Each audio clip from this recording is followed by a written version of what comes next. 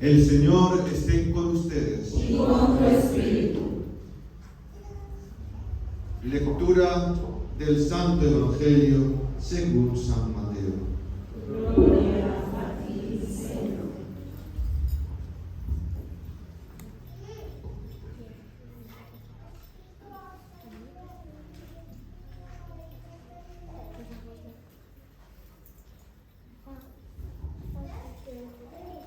En aquel tiempo Jesús propuso esta parábola a la muchedumbre.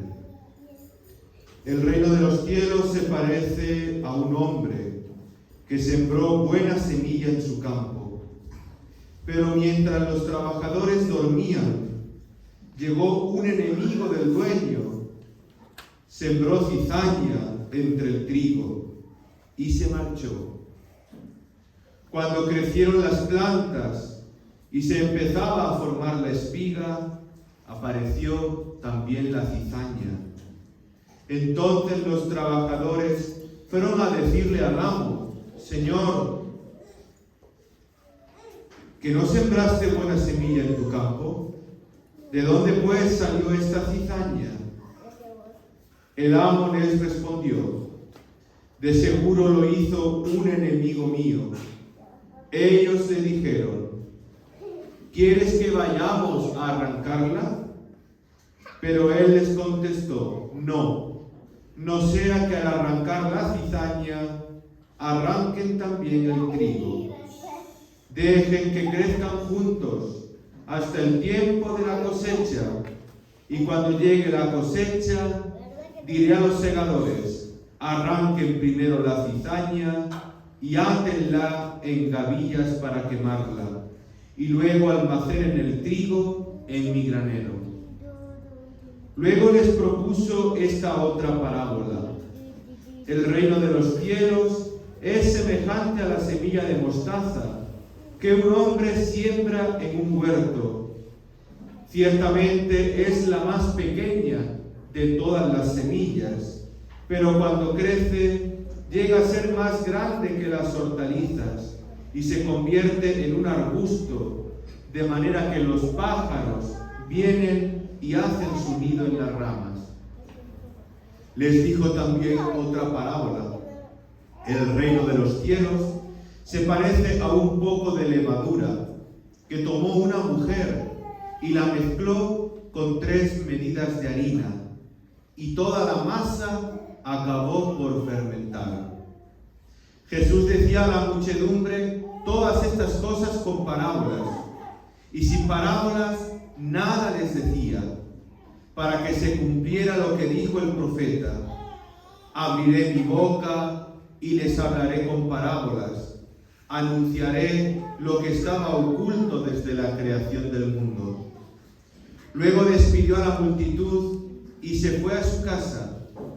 Entonces se le acercaron sus discípulos y le dijeron: explícanos la parábola de la cizaña sembrada en el campo. Jesús les contestó: el sembrador de la buena semilla es el Hijo del Hombre. El campo es el mundo. La buena semilla son los ciudadanos del reino.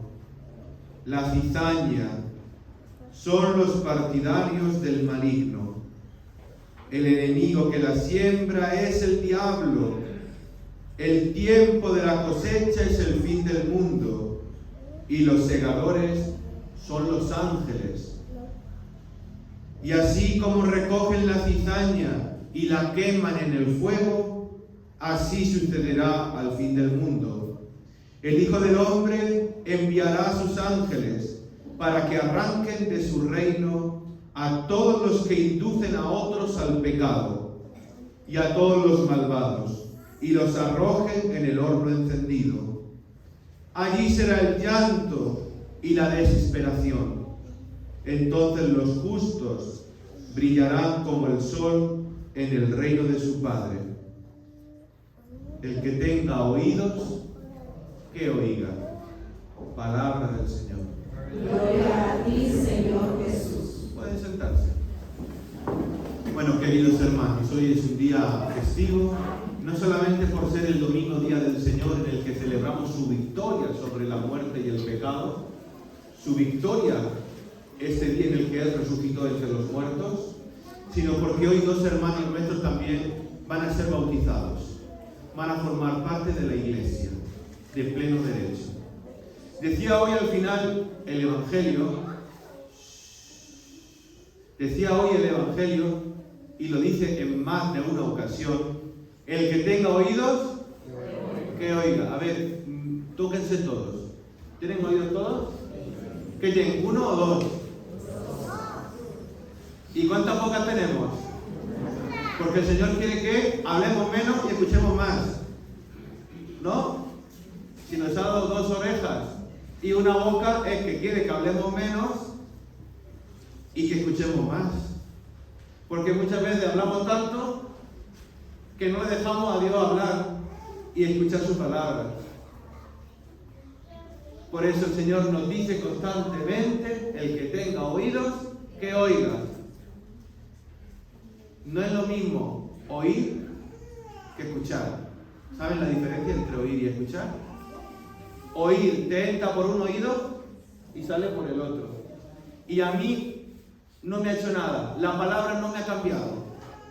Pero cuando uno escucha, que no es lo mismo que oír, la palabra entra por un oído, se aloja en el corazón, nos va cambiando por dentro, va dejando huella y después sale en nuestra propia vida con las costumbres propias del Hijo de Dios y predicando el Evangelio de una manera coherente y digna. Se ha producido una transformación.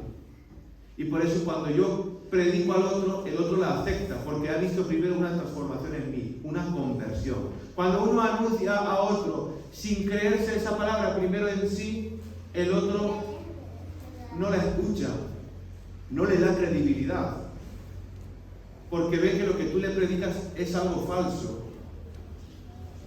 Sí, puede ser mucha verdad, pero tú mismo ni te la crees al predicarla, porque no te ha cambiado a ti primero. Por eso hoy el Señor nos dice claramente varias cosas. Si se dan cuenta, el Señor últimamente, domingo para atrás, nos está dando en parábolas, cuentecitos, historias, para explicarnos su palabra, de qué es el reino de Dios, qué espera de nosotros, cómo caminamos en nuestra vida. El Señor nos lo dice claramente. Y utiliza ejemplos propios de la cultura y de los ciudadanos de su época, que entendían fácilmente. Jesús utiliza ejemplos de agricultura. Hoy utiliza la semilla, la cizaña. La semana pasada también, si se dieron cuenta, la semilla que cae en diferentes tipos de terreno. Pero Jesús a veces también utiliza el ejemplo de los peces, del mar.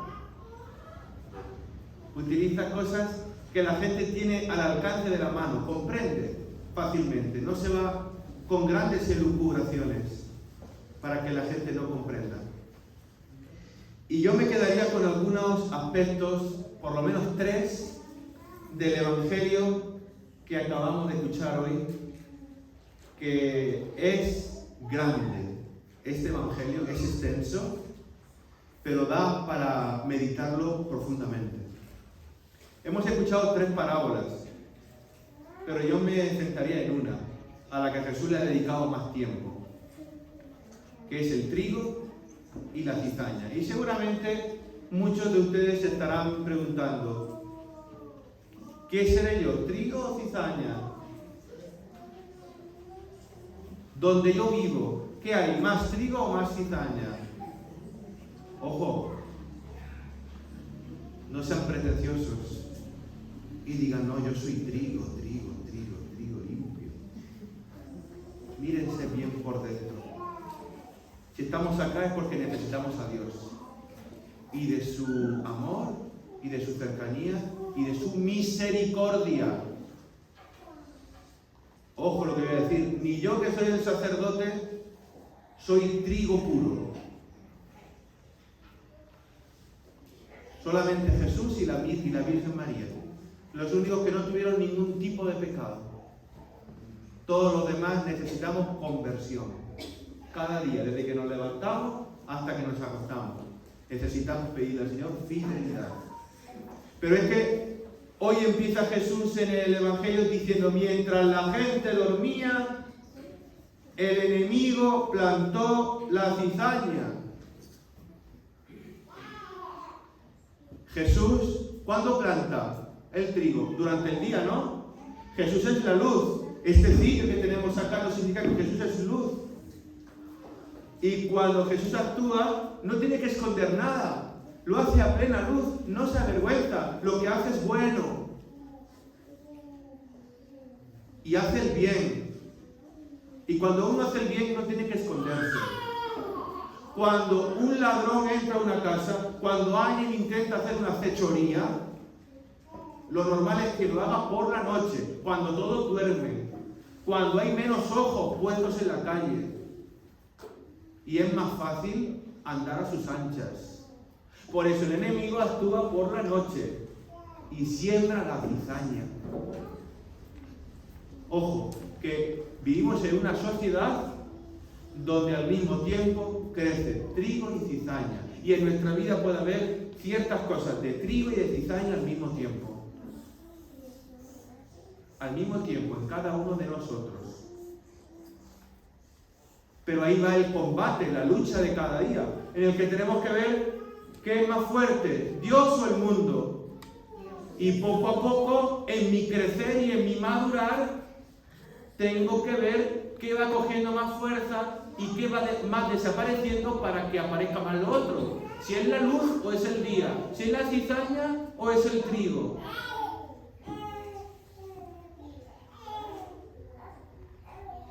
Porque la estrategia del maligno es siempre huir de la luz. Por eso nosotros más que nadie tenemos que actuar con discernimiento que nos da el Espíritu Santo, que nos da la luz del Señor para nuestras vidas. ¿Para qué? Para saber desenmascarar al mal, para ser transparentes. Pero sigue el Señor hablando hoy en la parábola. Una vez que ha dicho quién siembra durante el día y quién siembra durante la noche, nos sorprende lo que dice a continuación.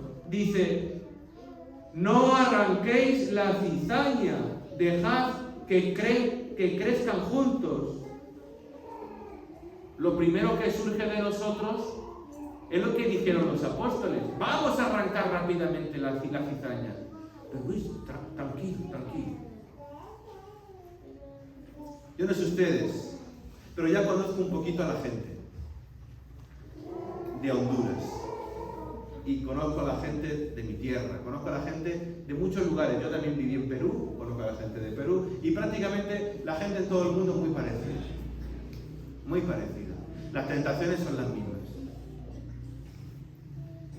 Imagínense que antes de que San Pablo se convirtiera, que fue un asesino, San Pablo fue un asesino, pero después fue un gran santo, que hizo mucho más bien que el mal. San Pablo al principio de su vida era 100% cizaña, y no había ni un grano de trigo. Poco a poco el Señor se le fue acercando, y poco a poco hubo menos cizaña, aunque todavía había más cizaña que trigo, pero fue creciendo el trigo.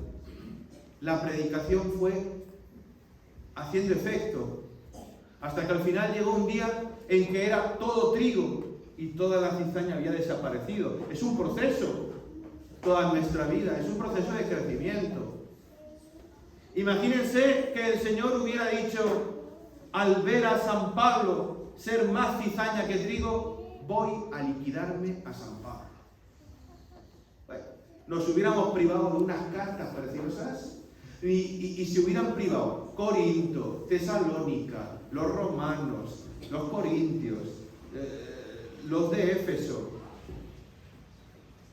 se hubieran privado de conocer a Cristo, que fue las cartas que escribió San Pablo a esas ciudades, y todos los que se convirtieron, todos los santos, todos los misioneros que surgieron de aquellas tierras y que después sembraron la palabra de Dios por todo el mundo.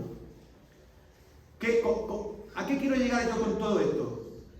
Que la paciencia de Dios es muy grande. Bastante paciencia tuvo con San Pablo, pero al final tuvo su buen fruto. Por eso el Señor tiene paciencia contigo, tiene paciencia conmigo. Porque si el Señor bajara del cielo ahora mismo y dijera, a ver, se ha acabado el mundo ya, presentarme el balance de vuestra vida, yo hasta me santiguaría. Ay, Señor, por favor, déjame un minuto más. Hasta yo me santiguaría, Señor. ¿Me salvaré yo que soy sacerdote? Hasta lo dudaría un poco. Déjame que me confiese rápido. Déjame un minuto que me confiese. Por eso el Señor deja tiempo, deja tiempo, deja tiempo. Porque el Señor nunca nos ve a nosotros como un imposible. El Señor siempre espera, aguarda a que cambiemos. Porque su misericordia es más grande que nuestro pecado. Por eso hoy vemos en esta parábola que su misericordia y su paciencia es más grande que nuestro pecado y nuestra ingratitud. Por eso el Señor hoy nos llama a la humildad, a dejar reinar a Dios y desbancarnos nosotros mismos como reyes de nuestra vida. Y termina la parábola de hoy cuando al final el Señor dice, sí, ya ha llegado el momento, ya han crecido cizaña y trigo, ya hemos dejado un tiempo oportuno. Por eso dice, que tenga oídos que oiga, que nadie de aquí diga cuando San Pedro le llame, oye, que nadie me dijo nada. No, recuerden que hoy el cura, hoy día 23 de julio, dijo, el que tenga oídos que oiga. Así que nadie de los que está aquí por lo menos no lo ha escuchado, lo han oído. Ah, no, es que yo no oí, es que estaba pensando en otra cosa. Culpa tuya.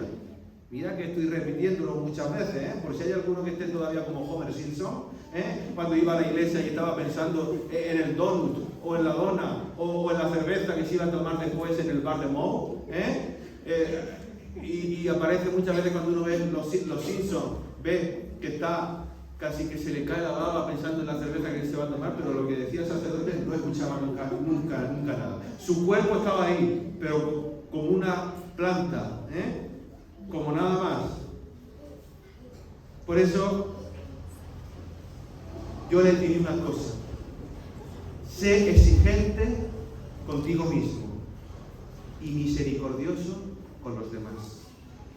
Esa debería ser la máxima de nuestra vida.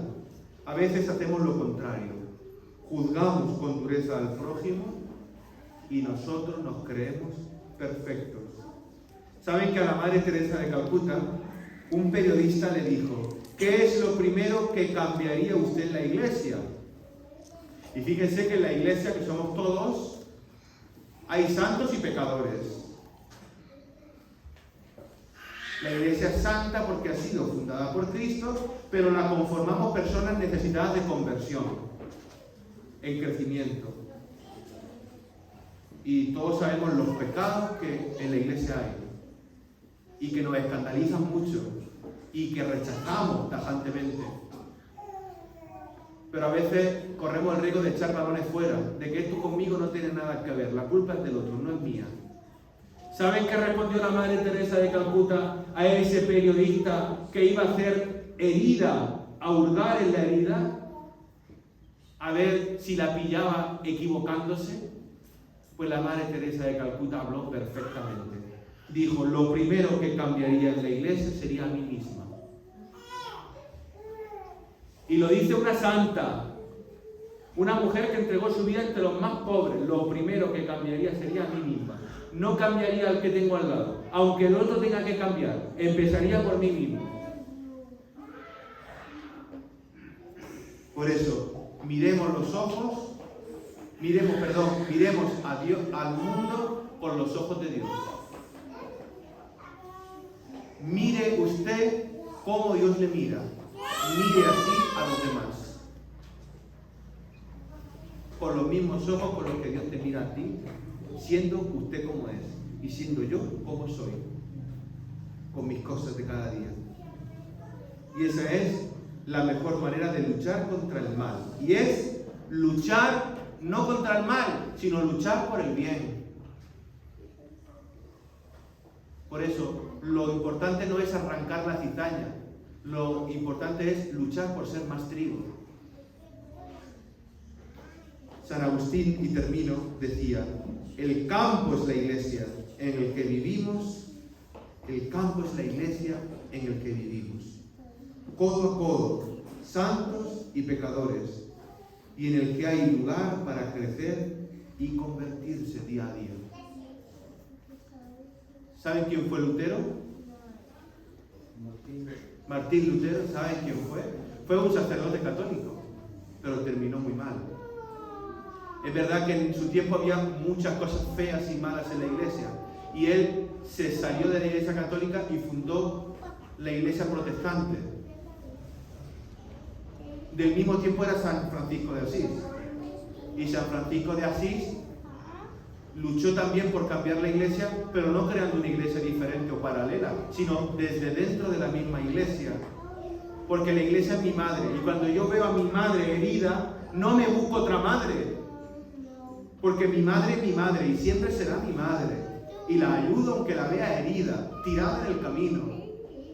Aunque la vea mal, no me escandalizo, no le doy la espalda, no me avergüenzo. Voy a saludar y ayudar a mi madre. Pues Lutero le reprochaba a otro sacerdote, Erasmo de Rotterdam, que cómo todavía, viendo los pecados que había en la iglesia, cómo todavía sigue siendo católico. Seguramente muchos evangélicos que están por aquí fuera, bueno, aquí, gracias a Dios en Intibucá hay pocos evangélicos. Pocos. Porque se ve la fe arraigada del pueblo intibuqueño, o intibucano, ¿cómo se dice? Intibucano, se ve con fuerza, arraigada y se ha hecho muy bien, pero sin relajarse, si no, crecerán los evangélicos. Pero ¿saben qué decía Erasmo de Rotterdam cuando le echaba en cara a Lutero eso? Que él no abandonaba la iglesia. Decía textualmente: soporto a esta iglesia, la soporto con sus pecados y debilidades, con la esperanza de que sea mejor, pues ella también está obligada a soportarme a mí en la espera de que yo también sea mejor. Oye, qué respuesta más sensata.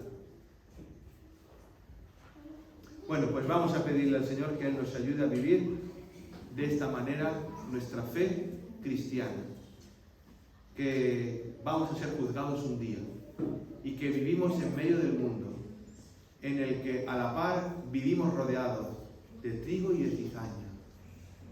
Que no juzguemos, sino que intentemos que la cizaña sea trigo y que no nos contaminemos. Tengamos la mirada fija en el Señor, que es el único que da sentido y plenitud a nuestra vida.